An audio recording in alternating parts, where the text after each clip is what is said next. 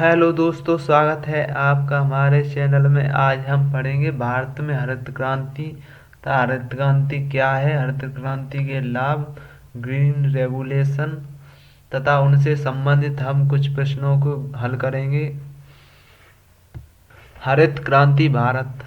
हरित क्रांति उस क्रांति को कहते हैं जिसका संबंध कृषि के उस तीव्र वृद्धि जिसमें रासायनिक उर्वरक के बीच अत्यधिक उत्पादन से है, उस हरित क्रांति कहते हैं। हिंदुस्तान में हरित क्रांति की शुरुआत सन 1966 से 1967 में हुई थी। इस प्रारंभ करने का श्रेय प्रोफेसर नॉर्मन बोरलॉग को जाता है, जो अमेरिका के मैक्सिको के थे, लेकिन भारत में एम एस स्वामीनाथन को इसका जनक माना जाता है। भारत तत्कालीन कृषि खाद्य मंत्री बाबू जगजीवन राम को हरित क्रांति के प्रणेता माना जाता है। एम एस स्वामीनाथन कमेटी की सिफारिशों पर हरित क्रांति को सफलतम संचालन किया, जिसके संतोषजनक परिणाम भविष्य में देखने को मिले। हरित क्रांति अभिप्राय देश की अशिक्षित कृषि क्षेत्रों में अधिक उपज देने वाले संकट तथा बौने बीजों का उपयोग फसल उत्पादन वृद्धि करना है। हरित क्रांति भारतीय कृषि में लागू की गई उस विकास की वृद्धि परिणाम है जो 1960 के दशक में पारंपरिक कृषि आधुनिक तकनीकी प्रतिशत किए जाने के रूप में सामने आई,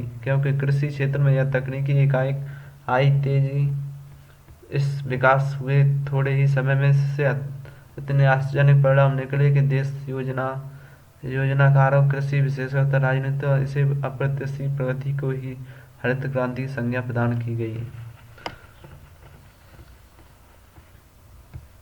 हरित क्रांति के फलस्वरूप ही देश की कृषि क्षेत्र में महत्वपूर्ण प्रगति हुई। कृषि क्षेत्र हुए गुणों सुधार के फलस्वरूप देश में कृषि उत्पादन बढ़ा, खाद्यान्नों में आत्मनिर्भरता हुई, व्यावसायिक कृषि को बढ़ावा मिला, कृषकों के दृष्टिकोण में परिवर्तन हुआ, कृषि अधिक वृद्धि हुई। हरित क्रांति के फलस्वरूप गेहूं, गन्ना, मक्का तथा बाजरा आदि फसलों के प्रति हेक्टेयर उत्पादन कुल उत्पादनों में काफी वृद्धि हुई। हरित क्रांति की उपलब्धियों को कृषि में तकनीकी संस्थागत परिवर्तन, उत्पादन में हुए सुधार के रूप में निम्नलिखित देखा जा सकता है।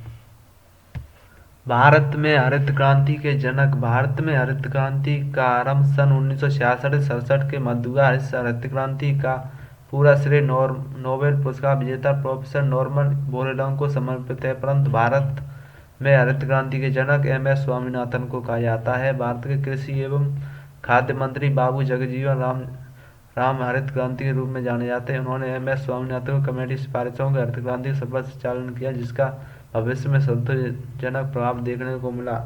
हरित क्रांति अभियान देश के सिंचित असिंचित क्षेत्रों में अधिक उपज कर संकर बौने बीजों के प्रयोग से कृषि उत्पादन वृद्धि करना है। भारत में हरित क्रांति के कृषि में होने वाले उस विकासशील वृद्धि को नतीजा है जो 1960 के दशक में परंपरागत कृषि आधुनिक तकनीकी प्रतिस्थापित किए जाने के रूप में जानी गई।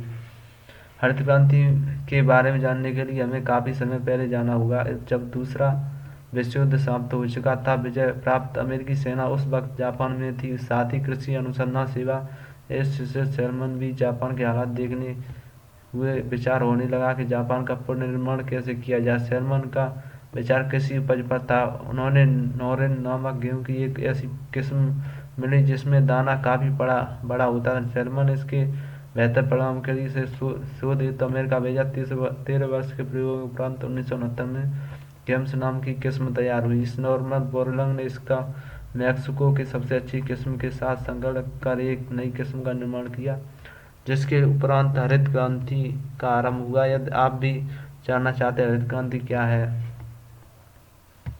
दोस्तों, हरित क्रांति का विकास कई चरणों से मिलकर हुआ, जैसे उन्नत बीजों का अधिक इस्तेमाल, सिंचाई व पौध संरक्षण का आदि का तथा देश में उर्वरकों का अधिक उपयोग। देश में नई कृषि नीति परिणाम स्वरूप रासायनिक उर्वरकों उपयोग की मात्रा तेजी से बढ़ा दिया। 1960 रासायनिक उर्वरकों का इस्तेमाल प्रति हेक्टेयर किलोग्राम होता है, जो कि अब वर्ष 2018-2009 के कई गुना बढ़कर 128 किलोग्राम प्रति हेक्टेयर हो गया। इसी तरह रासायनिक खादों की कुल खपत 1961 2.92 लाख टन से बढ़कर वर्ष 2018-24 249.09 लाख टन हो गई है। उन्नतशील बीजों का अधिक इस्तेमाल।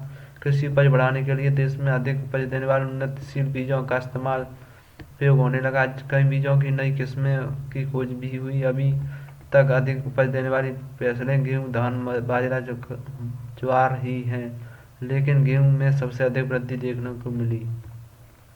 तथा सिंचाई एवं पौध संरक्षण। नई विकास नीति के अनुसार देश में सिंचाई तकनीक का भी तेजी से विस्तार हुआ, जहां वर्ष 1991 देश की कुल सिंचाई क्षमता 223 लाख हेक्टेयर थी। वहीं 2008 में 2009 में बढ़कर 1073 लाख हेक्टेयर हो गई।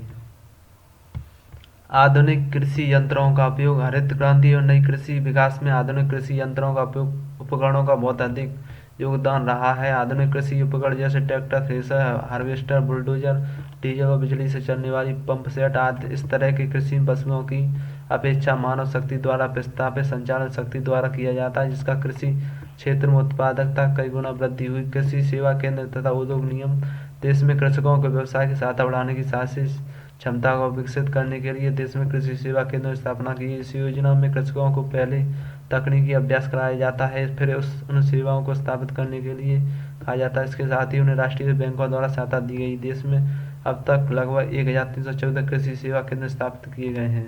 बहुफसली उत्पादन। इसके कार्यक्रम अंतर्गत एक ही भूमि पर एक वर्ष में एक से अधिक बार फसल का उत्पादन करना। सरल शब्दों में बोले तो भूमि उपजाऊ शक्ति को खराब किए बिना भूमि क्षेत्र में अधिक उत्पादन करना ही बहुफसली कार्यक्रम आता है। लगभग 36 लाख हेक्टेयर भूमि वर्ष 1966 से 1967 बहुफसली कार्यक्रम लागू किया गया, जो कि वर्तमान समय भारत की 71% संचित भूमि पर कार्यक्रम लागू है। अब दोस्तों हम हरित क्रांति से विभिन्न परीक्षाओं में पूछे जाने वाले प्रश्नों को देख लेते हैं। इनका क्वेश्चन आपको खुद से प्रैक्टिस करनी है। जैसे प्रश्न पूछा, 20वीं शताब्दी में कृषि रणनीति अपनाने के लिए भारत में हरित क्रांति की शुरुआत कौन से दशक में की गई थी? इसका उत्तर है ऑप्शन बी, 1970 के दशक में की गई थी। निम्नलिखित में किसने भारतीय कृषि उत्पादन बढ़ाने के लिए सदाबहार क्रांति शब्द का उपयोग किया गया? इसका ऑप्शन है बी, एम.एस. स्वामीनाथन ने किया था। तथा विश्व में हरित क्रांति के जनक कौन थे? इसका ऑप्शन है ए, डॉक्टर ई नॉर्मन बोरलॉन्ग। तथा नॉर्मन बोरलॉन्ग किस देश के रहने वाले थे? इसका ऑप्शन है ए, संयुक्त राज्य अमेरिका, मैक्सिको। संयुक्त राज्य अमेरिका के रहने वाले थे। मैक्सिको में इन्होंने प्रयोग किए थे। प्रश्न पूछा गया है पांचवा, भारत की हरित क्रांति के जनक किसे माना जाता है? इसका ऑप्शन है बी, एम.एस. स्वामीनाथन को माना जाता है। निम्नलिखित में से कौन सा हरित क्रांति का संदर्भित करता है? इसका ऑप्शन है सी, उच्च पैदावार विविध कार्यक्रम। भारत में हरित क्रांति के लिए बीज की पैदावार बढ़ाने वाली किस्मों में HY की शुरुआत थी गेहूं की। ऑप्शन सी है। आज़ादी के बाद हरित क्रांति के बाद निम्न किस फसल के उत्पादन में वृद्धि हुई? ऑप्शन सी है, गेहूं के उत्पादन में अधिक वृद्धि हुई। दोस्तों प्रश्न पूछा, निम्नलिखित में कथनों में से हरित क्रांति का बुनियादी तत्व है? इसका ऑप्शन है खेतों के क्षेत्रों का विस्तार, मौजूदा खेत की दोहरी फसल, हरित क्रांति विविध HIV बीजों का उपयोग। इसका ऑप्शन डी है, उपयुक्त में थे सभी। हरित क्रांति के लिए भारत में आरएमए 60 के रूप में निम्नलिखित कौन सा राज्य चुना गया? ऑप्शन इसका है पंजाब। आरंभिक 60 के रूप में पंजाब चुना गया। थैंक यू दोस्तों, धन्यवाद।